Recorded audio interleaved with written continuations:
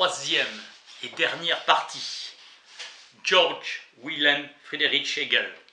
Phénoménologie de l'esprit. En regard de la foi, l'intellection et la puissance du concept, les Lumières affirment contre la foi que son essence absolue est l'essence de sa conscience, entendue comme un soi. Agir représentatif acte d'engendrer des fictions et des représentations qui ne sont pas en soi. La pure intellection affirme que l'essence de la foi est au-delà de la conscience, insondable dans ses voies et inaccessible dans son être. Les Lumières isolent l'intérieur, mettant l'essentiel dans l'intention, dans la pensée, relevant de l'être universel de la nature. La victoire des Lumières provient de ce que leur forme négative vient nécessairement à bout de la positivité du contenu de la foi. Les Lumières éclairent ce monde au moyen des représentations du monde sensible. La foi a perdu son contenu qui remplissait son élément. La foi est devenue la même chose que les Lumières, à savoir la conscience du rapport du fini, étant en soi à l'absolu dépourvu de prédicats inconnus et non connaissables. L'essence absolue en tant que nature et esprit pour son pensée pure, pure intellection dans le déploiement de ses moments. La conscience a trouvé son concept dans l'utilité. L'esprit est présent là comme liberté absolue, autoconscience qui se saisit. L'œuvre est l'acte unique de la liberté universelle, qui est la mort. Le gouvernement n'est lui-même rien d'autre que le point de fixation ou l'individualité de la volonté universelle. La conscience morale ne peut pas renoncer à la béatitude et laisser ce moment en dehors de sa fin absolue. Fin qui se trouve énoncée comme pur devoir. L'être se trouve dans le concept de la moralité même. La moralité est inachevée dans la conscience morale, mais c'est son essence que d'être le pur achevé.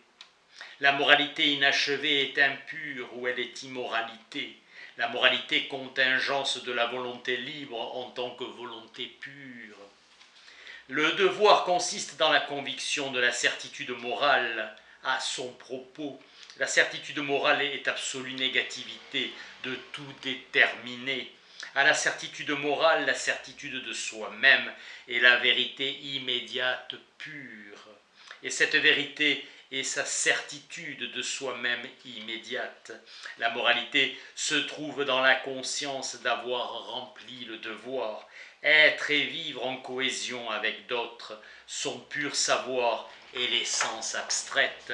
La conscience, dans la mesure où elle est entendement, devient conscience du suprasensible ou de l'intérieur de l'être là, objectif. Mais le suprasensible, l'éternel, est dépourvu de soi dans le monde éthique, la religion et la foi, en la nuit inconnue terrible du destin. L'esprit se sachant soi-même et dans la religion, immédiatement sa propre autoconscience pure. L'esprit, entendu comme l'essence qui est autoconscience, critère de la vérité d'une religion, le fait qu'en elle, l'autoconscience de l'esprit, son soi absolu, ait informé l'effectivité de la figure historique qui lui correspond, incarnation de Dieu dans le Christ. Le soi cultivé s'élève à l'être pour soi, maître du pur pathos, de la substance, concept du culte contenu dans le flux du chant hypnique.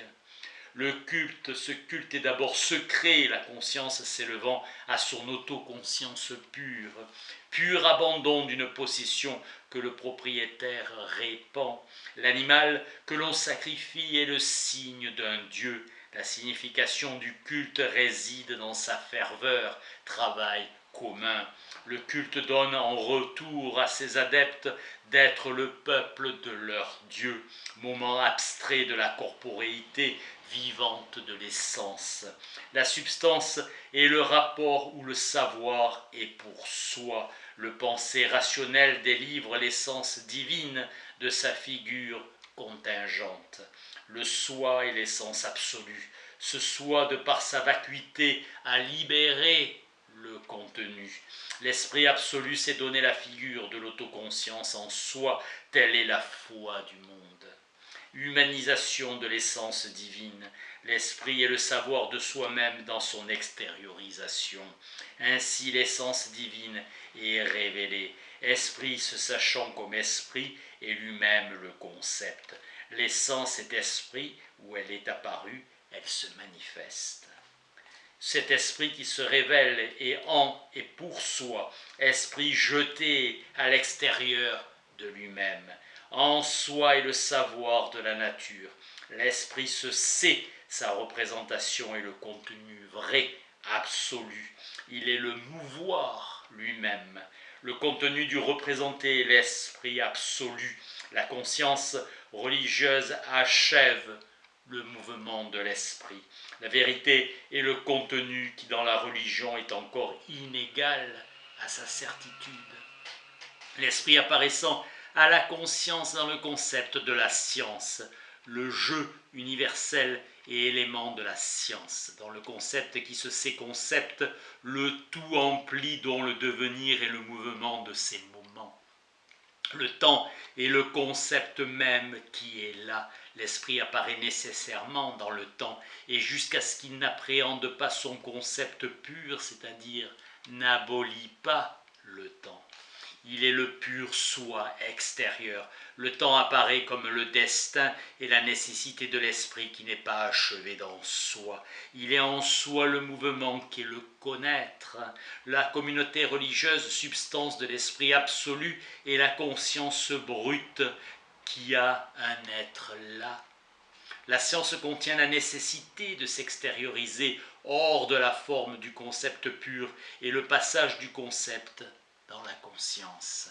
L'histoire est le devenir, se médiatisant, esprit extériorisé dans le temps. Galerie d'images, richesse totale de sa substance. Au royaume des esprits, le but est la révélation de la profondeur, et celle-ci est le concept absolu.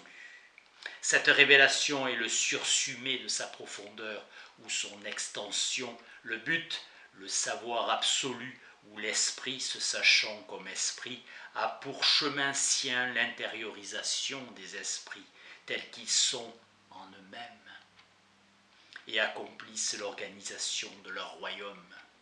Leur conservation est l'histoire, la science du savoir qui apparaît. Fin de la troisième et dernière partie. Merci.